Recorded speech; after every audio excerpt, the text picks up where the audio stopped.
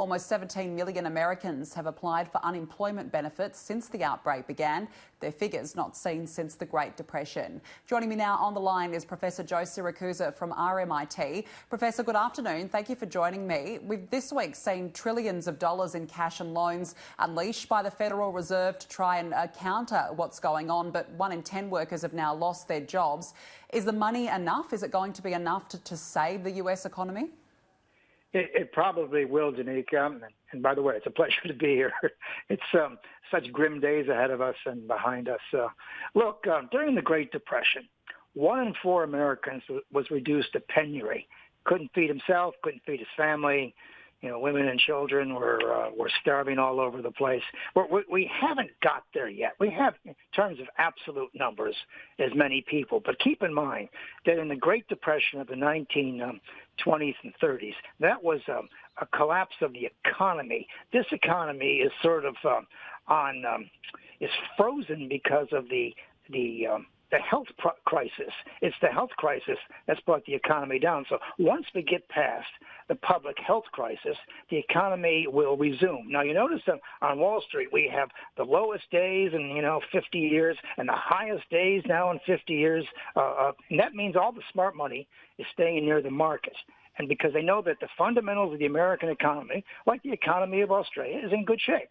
And once the public health crisis has blown through town, and it will blow through, it will take tens of thousands of lives and all the rest of it. But all the essentials are in shape. So I wouldn't get too panicky about what's going to happen to the economies. Now, are we going to feed the people in time? I think the United States is doing a pretty good job, along with some others, trying to get pay packets continuing, keeping businesses afloat and that kind of thing. And it's very interesting. Donald Trump and all those Republicans in the Senate, they wouldn't have a bar of democratic socialism. And here they are paying people salaries, keeping business in business, and they're telling big business what they have to produce and not produce. This is exactly what a central economy is all about, a centralized economy. They're doing the same kinds of things. You got to keep people going. So look, while we have a terrible situation, it's not as bad as the Great Depression in terms of the economy is not broken. What's broken is the public health system, and that's the one we got to get our head around. We're watching that one very closely in the US. Now, just on another matter, Professor, of course, this week Bernie Sanders suspended his campaign. What are your thoughts? Why did he fail? Well, he failed because mainly he didn't have Hillary Clinton to run against. A lot of people who gravitated towards Bernie didn't like her. The young people didn't like her, and other groups didn't like her. And he lost his ability to go into a stadium or wherever it was and to generate that buzz. Now this guy is a phenomenon. He's about 78 years old. He has been running for president the last 5 years. He's left an indelible mark or legacy on the electorate because we are going to have debt relief for students going to university, and we're going to have some free public education, and we're going to have more care attended to the Affordable Health Act and the rest like that. But at the end of the day, Bernie couldn't beat Biden's mainstream appeal. As this coronavirus got worse and as Americans got more fed up with Donald Trump, Biden started to look like a moderate alternative. He's able to bring the African Americans in, the Latinos in, women, educated women, uneducated. He's able to bring everybody in except Bernie's people. And Bernie's people are 18 to about 49 years old, who gravitated towards Bernie. And I think Joe Biden's big problem now is trying to get that support from Bernie. I just saw a long interview with him in New York, and he's going to try to help this campaign as much as possible.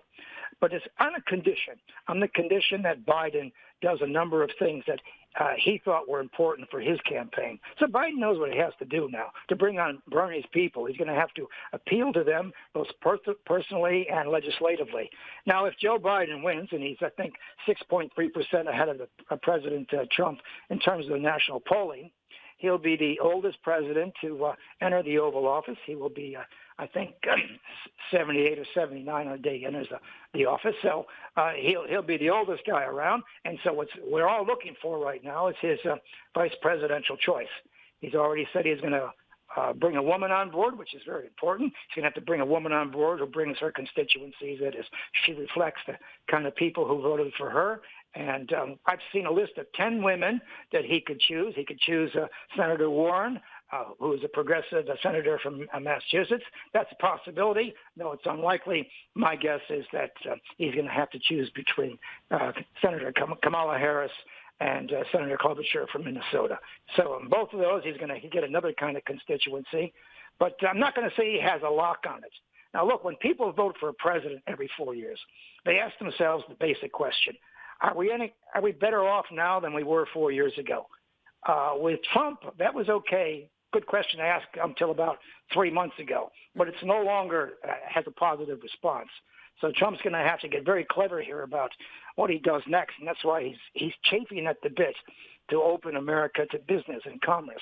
He wants to get the economy humming again because he knows the fundamentals are in shape. So we got Trump, who's going to fight the public health officials. We got public health, which is fighting the economy, and we got Joe Biden, which is fighting both of them. So it's going to be pretty interesting times ahead. As it always is. Well, now we're down to one, Joe Biden. So an interesting campaign to come. Joe Siracusa, thank you so much for joining me this afternoon. Thank you.